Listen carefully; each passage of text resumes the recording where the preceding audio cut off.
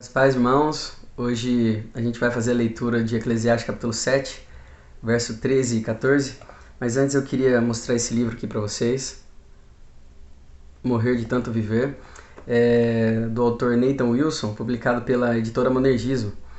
E ele tem um subtítulo bem sugestivo: A vida foi feita para ser gasta. Tem sido uma experiência agradável a leitura, né? E muito interessante. E eu acho que todo mundo deveria se valer aqui e descobrir de alguma forma esse conteúdo, porque o objetivo é exatamente recuperar as ideias e as noções de valor da vida. Ele procura elevar, fazer a vida subir aí na nossa estima novamente. Os estímulos são na direção de levar você a experimentar a vida nos limites máximos de alegria, com toda a força, viver com intensidade e aproveitando ela do jeito que ela é, né, em toda a sua totalidade. Hoje as pessoas têm tido um grande problema, elas não aceitam a vida. E elas chegam a dizer claramente que odeiam tudo isso, né?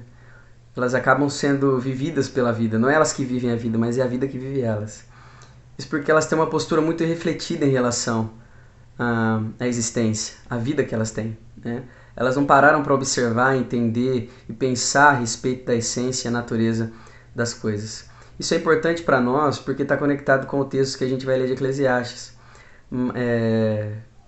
Muito interessante. Eu sugiro essa leitura aqui. O autor ele é muito dinâmico, né? Muito criativo, ele brinca com as palavras, de repente ele inclui personagens na narrativa, na história, e fica bem interessante. Não é nada maçante, com certeza vai ser uma leitura renovadora para você, tá? A visão que a gente tem do mundo e as noções que você tem da vida e o valor que ela tem está muito associado à compreensão que você tem a respeito de Deus, como Deus integra a vida, né? E o maior problema das pessoas é que elas simplesmente não conseguem fazer essas associações, né? Deus está muito separado da realidade, ou não há integração aí entre os aspectos divinos, né, e as coisas naturais da vida. Isso é um problema, porque está tudo integrado. A vida parte de Deus, a vida subsiste em Deus. E entender a vida separada de Deus é fracassar, com certeza. E as pessoas elas não conseguem compreender isso. O texto que a gente vai ler está exatamente conectado a essas noções. O livro de Eclesiastes é um livro muito difícil de ler, não porque ele é complexo, mas porque ele é difícil de aceitar. Mesmo a tradição judaica, quando foi incluir esse livro no cânon aí do Antigo Testamento, eles tiveram um pouco de dificuldade, né, na aceitação, porque eles acreditavam se tratar de um texto muito pessimista, né, com uma linguagem estranha, meio mórbida, e que não combinava com os princípios e os valores do judaísmo. E mesmo depois de aceito, ele era tratado aí com certa resistência, né? Mas acabou sendo considerado um livro de literatura sapiencial hebraica. Ele acabou mais sendo aceito pela questão da autoria, por se tratar aí de um texto do grande monarca de Israel, o rei Salomão. Alguns teólogos eles vão dizer que a dureza do livro está no fato dele ser realista demais. Mas isso de alguma forma acaba trazendo sabedoria para a vida. É desconfortável ler ele, porque ele traz de um jeito muito frio e sem constrangimento a dura realidade que a vida é, né? Ele desnuda a vida bem diante dos nossos olhos, do jeito que ela é, sem enfeites. O autor não está querendo ser agradável, sutil ou delicado, antes ele quer mostrar a vida mesmo do jeito que é, e dependendo da perspectiva, nada faz o menor sentido, e se trata de uma dura condição de existência, que pode ser resumida em dor, tristeza, fadiga, coisas inúteis e repetitivas. Ele começa logo questionando o significado de tudo e vai dizer que tudo é vaidade, ou seja, tudo é efêmero, né? É vapor, é fumaça, nada é tão tangível assim. Tem alguns elementos, parece aí de existencialismo, né? De fatalismo, por isso parece um texto tão estranho aquilo que a gente costuma pensar da vida como cristão, tá? Mas tudo isso é intencional. Salomão está sendo honesto e está preparando as pessoas para exercerem fé em Deus, ao entenderem que a vida sem Deus não funciona. A gente poderia aprofundar aqui o pensamento. Alguns vão questionar se a vida tem valor em si mesmo. Se podemos pensar na vida pela vida como um fim, se é algo fora dela que lhe atribui valor ou não é necessário nada para que ela seja preciosa. E é claro que a vida tem grande valor. Ela é uma dádiva de Deus, um presente. e qualquer forma de vida é maravilhosa e deve ser respeitada e valorizada, né? Mas também é verdade que o que você faz da vida é importante também, e é por isso que em alguns lugares a vida parece não ter tanto valor, porque é vivida de um jeito tão medíocre, desprezível e irresponsável que ali ela não tem nenhum significado. Ou seja, o que você faz da vida é importante sim e pode lhe atribuir algum tipo de valor, né?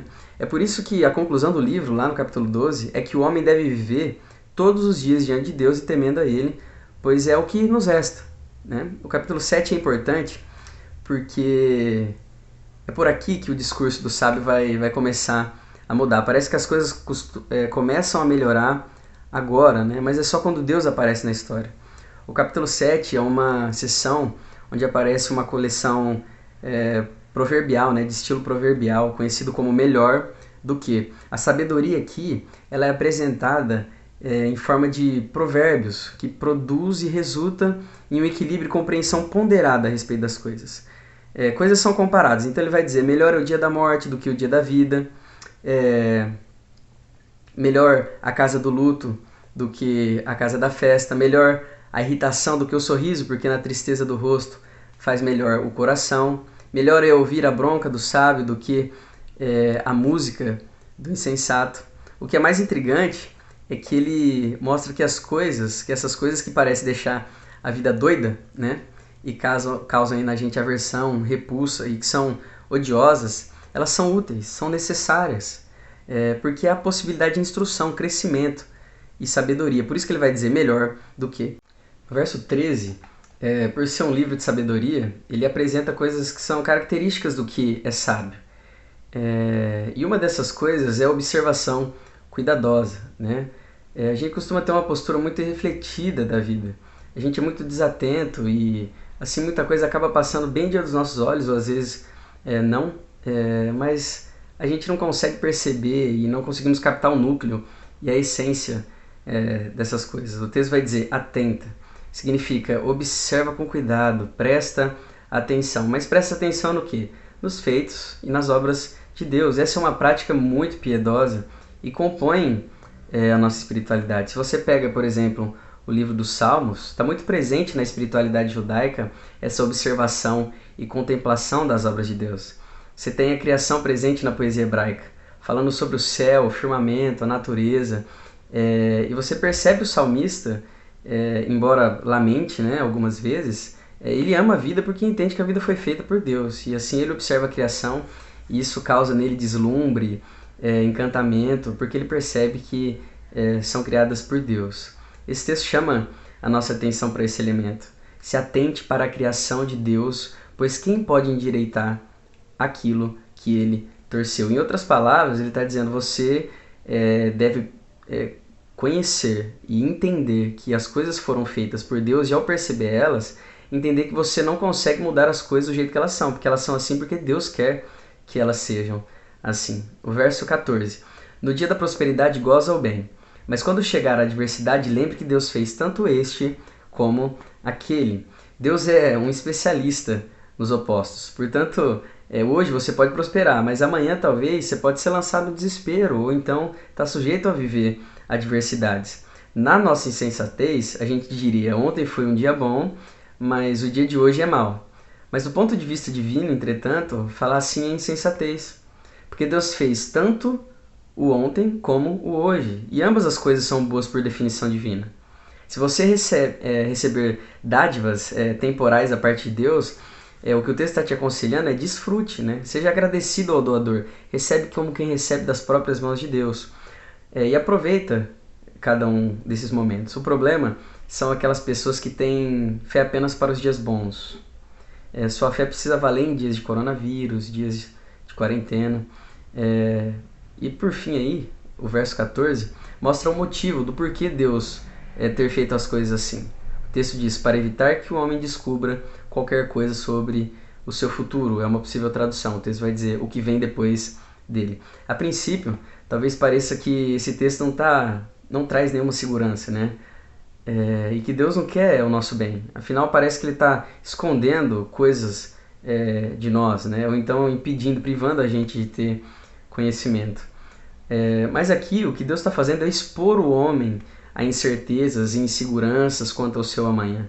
Por isso não conhecer o seu futuro. Deus quer mesmo que o homem não tenha tanta certeza a respeito da existência, mas ele faz isso para o nosso bem e não para o nosso mal. Deus quer que nós tenhamos essa insegurança em relação à vida, ao provarmos aí dos opostos, para não acharmos que a gente consegue viver sem Ele, longe dele. É para que o homem perceba que a vida não pode ser dissociada de Deus e Deus não pode ser dissociado da vida. Tentar viver longe dele, isolar Deus da vida, empurrar ele aí num processo de periferização, né? A gente escanteia Deus, invalidar a vida, né? O dia da diversidade, então, vai mostrar a nossa fragilidade. Não deixa isso simplesmente ser um problema tão grande para você. Entenda a essência dessas coisas. Não deixar a gente saber de tudo, privar a gente de todas as respostas, foi para que nós não fôssemos autossuficientes, autônomos e senhores do nosso próprio destino, né? Primeira coisa que a gente aprende é que a gente não pode mudar a estrutura básica das coisas. A gente deve aceitar elas como elas são, a vida como ela é. Pois ela é assim porque Deus quer e ninguém pode mudar isso. A vida está sob a mão de Deus e Ele determinou que as coisas fossem assim. Para amar a vida, então, e viver intensamente, você e eu precisamos confiar em Deus. Segunda coisa, você deve aproveitar a vida e principalmente os dias que você considera bom, porque isso é o melhor que você pode fazer. Morrer de tanto viver fala disso. A vida foi feita para ser gasta. Aproveite, viva e goze do bem. Isso significa gozar do bem aí no texto, né? É que se hoje as coisas são boas, por sua avaliação, então se vale aí, né? Se valha do presente momento. Cultive os pequenos prazeres da vida, porque isso é o melhor que você pode fazer. E terceiro e último, ao perceber aí a nossa ignorância, o quanto nós somos frágeis, a gente precisa depender inteiramente de Deus e não confiar em nós mesmos, tá? Não foi para te escravizar ou impedir que você fosse criatura mais evoluída, mas para que você aprendesse a depender inteiramente de Deus e não de si próprio. Amém? Vamos orar. Pai, nós queremos te agradecer pela reflexão que a gente fez hoje no texto de Eclesiastes. Obrigado por esse texto antigo, mas que é tão vivo e tão real hoje para nós. A gente quer que essas coisas estejam, ó Deus, gravadas no nosso coração. Que sejamos atentos para os feitos de Deus, para a vida, que a gente observe ela e consiga entender que elas são como elas são porque o Senhor quer. Assim, nós não conseguimos mudar a estrutura básica das coisas e a gente quer parar de desperdiçar energia tentando fazer isso. Ajude-nos, Deus, a aproveitar e viver intensamente, porque isso é o melhor que a gente pode fazer ao gozar dos dias aí de tranquilidade ou então de prosperidade e receber como quem recebe das suas mãos. E a gente também quer aprender, ó Deus, diante das dificuldades, que isso aponta as nossas fragilidades e o Senhor nos expôs a esse tipo de problemas para que nós não fôssemos autossuficientes, autônomos, confiantes demais em nós mesmos, mas para que o Senhor fosse a nossa única rocha, estável, firme e que nos traz segurança. Que isso, ó Deus, esteja no nosso coração, que isso possa resultar em confissões, em arrependimento, que isso possa resultar em clareza, ó Deus, e discernimento para a vida. A gente ora assim, agradecido no nome de Jesus. Amém. Amém, meus irmãos. Deus abençoe. Até a próxima.